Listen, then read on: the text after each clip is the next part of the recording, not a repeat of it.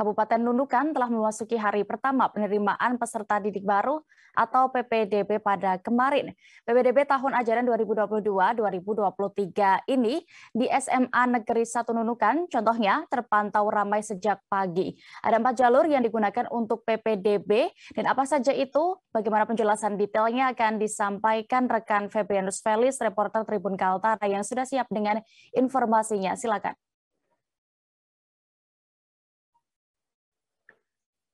Halo rekan Dea dan Tribuners, dapat saya laporkan kembali bahwa sejak kemarin berlangsung proses penerimaan peserta didik baru tahun ajaran 2022-2023 di SMA Negeri 1 Nunukan dan terpantau ramai karena memang SMA Negeri 1 Nunukan ini tiap tahun antusias calon peserta didik baru sangat tinggi untuk masuk ataupun mendaftar di sekolah SMA Negeri 1 Nunukan.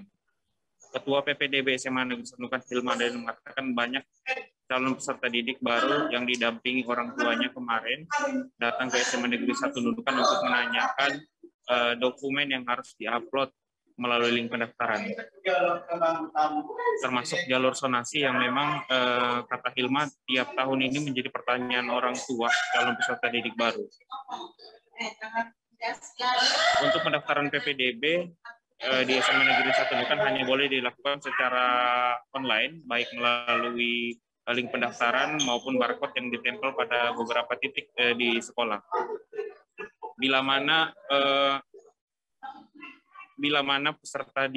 calon peserta didik baru tidak memiliki handphone yang Android, maka tim PPDB SMA Negeri 1 Nunukan akan langsung berkunjung ke rumah calon peserta didik baru tersebut atau dengan metode jemput bola sepanjang ada laporan daripada orang tua ataupun calon peserta didik baru.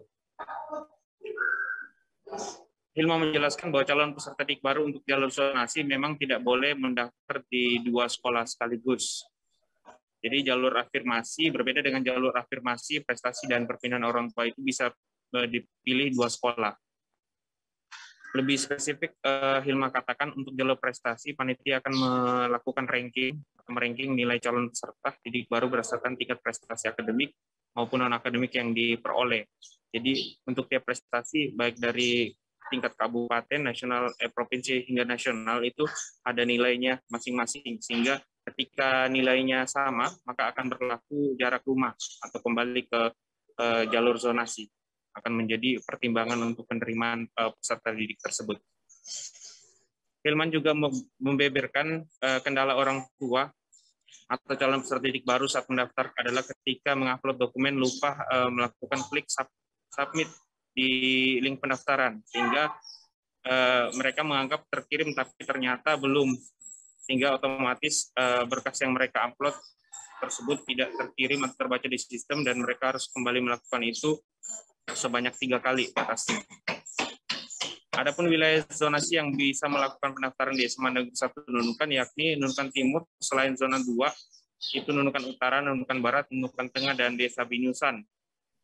Wilayah Nunukan Timur yang tidak masuk di zona 1 yakni Jalan Pelabuhan Baru, Porsas, Manunggal Bakti, Pangkalan Posa, Lumba-Lumba, Angkasa, dan Tinggal 9.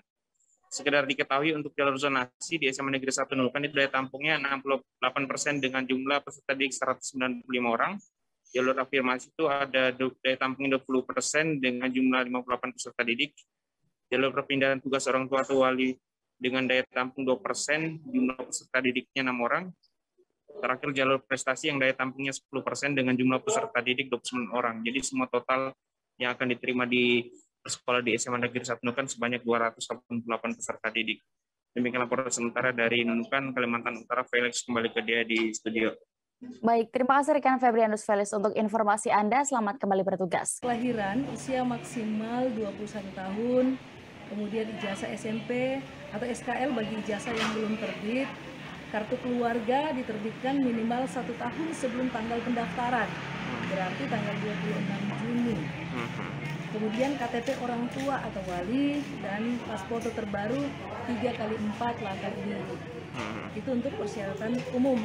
Sementara kalau persyaratan khusus itu untuk zonasi itu alamat KK sesuai dengan wilayah zonasi SMA Negeri 1 Nunukan.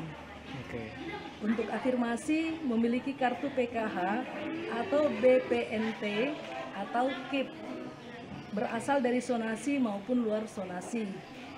Untuk perpindahan tugas orang tua atau wali, surat penugasan orang tua atau wali, dan surat keterangan domisili. Terima kasih sudah nonton. Jangan lupa like, subscribe, dan share ya.